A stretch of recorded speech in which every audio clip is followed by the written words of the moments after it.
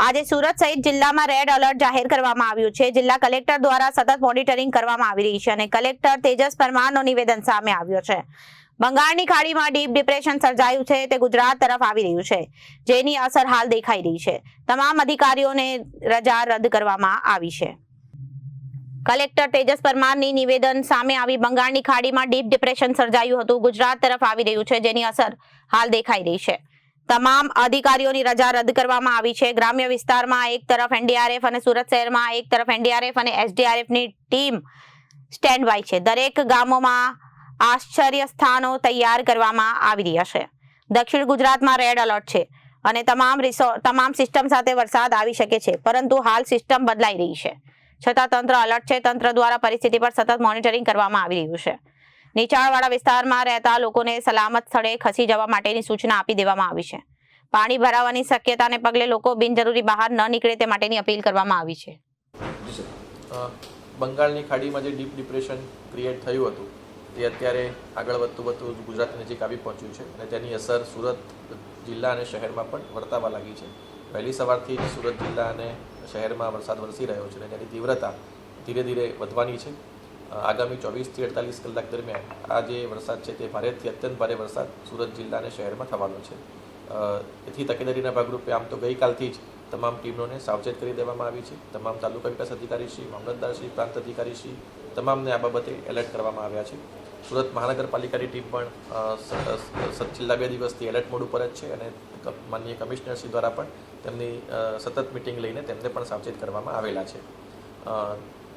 આજે વહેલી સવારથી જે વરસાદ શરૂ થયો છે તે બાબતે આજે વહેલી સવારથી તમામ અધિકારીઓને ફરીથી સચેત કરવામાં આવ્યા છે અને નીચાણવાળા વિસ્તારમાંથી લોકોને સ્થળાંતર કરીને સેફ સ્થળે લઈ જવા માટેની તમામને સૂચના આપવામાં આવી છે।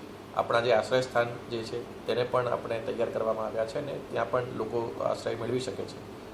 વિશેષ તકેદારીના ભાગરૂપે સુરત શહેરની અંદર એક એનડીઆરએફની ટીમ અને 2 એસડીઆરએફની ટીમ ઓલરેડી આપણી પાસે અવેલેબલ છે, જેને એલર્ટ મોડ ઉપર રાખવામાં આવી છે અને ગ્રામ્ય વિસ્તારમાં પણ એક એસડીઆરએફની ટીમ એલર્ટ મોડ ઉપર ઓલરેડી છે। એટલે મારી તમામ નાગરિકોને ખાસ વિનંતી છે કે જરૂરિયાત ન હોય ત્યાં સુધી બહાર નીકળવાનું ટાળે અને આગામી 2 દિવસ આપણા માટે ખૂબ જ ભારેથી અત્યંત ભારે વરસાદવાળા રહેવાના છે। એટલે નીચાણવાળા વિસ્તારની અંદર જ્યાં પાણી ભરાતા હોય ત્યાંથી તાકીદે સ્થળાંતર કરીને સેફ સ્થળ ઉપર જાય અને આ માટે અમારી ટીમ પણ મદદ હંમેશા કરે છે। વધુમાં ઘણી વખત લોકો જ્યારે પાણી આવતું હોય ત્યારે જોવા માટે નીકળતા હોય છે અને અલગ અલગ સ્થળો જતા હોય છે, તેવા લોકોને પણ મારી ખાસ વિનંતી છે કે પોતાનું 2 વ્હીલર કે 4 વ્હીલર લઈને આ બધી બાબતો માટે બહાર ના નીકળે। વરસાદ જ્યાં વધારે વરસતો હોય અથવા તો જ્યાં નીચાણવાળા રસ્તા હોય ત્યાં ઓવરટોપિંગના કારણે પણ ઘણી વખત પાણીના વહેણ આવવાની શક્યતા હોય છે। તેથી આપણે સાવચેતી રાખીએ અને અકસ્માત નિવારવા માટે આ પ્રકારની જે એક્શન્સ છે એને ના કરીએ। ડુમસ અને સુવાલી બીચ જે છે ત્યાં પણ અત્યારે લોકોને ના જવા માટે સૂચના આપવામાં આવે છે અને આના માટે પોલીસ તંત્રનો પણ આપણે મદદમાં લઈ રહ્યા છીએ। છેલ્લા 2 દિવસથી આમ તો આપણી સમગ્ર ટીમ આ માટે કાર્ય કરી રહી છે, પણ આગામી 2 દિવસ છે ખૂબ જ આપણા માટે ભારે વરસાદના રહેવાના છે। તેથી મારી તમામ નાગરિકોને ફરીથી નમ્ર વિનંતી છે કે નીચાણવાળા વિસ્તારમાંથી તાકીદે સ્થળાંતર કરીને ઉપરના વિસ્તારમાં જાય અને શક્ય હોય ત્યાં સુધી, જરૂરિયાત ન હોય ત્યાં સુધી બહાર નીકળવાનું ટાળે। Bureau report, Janadesh news.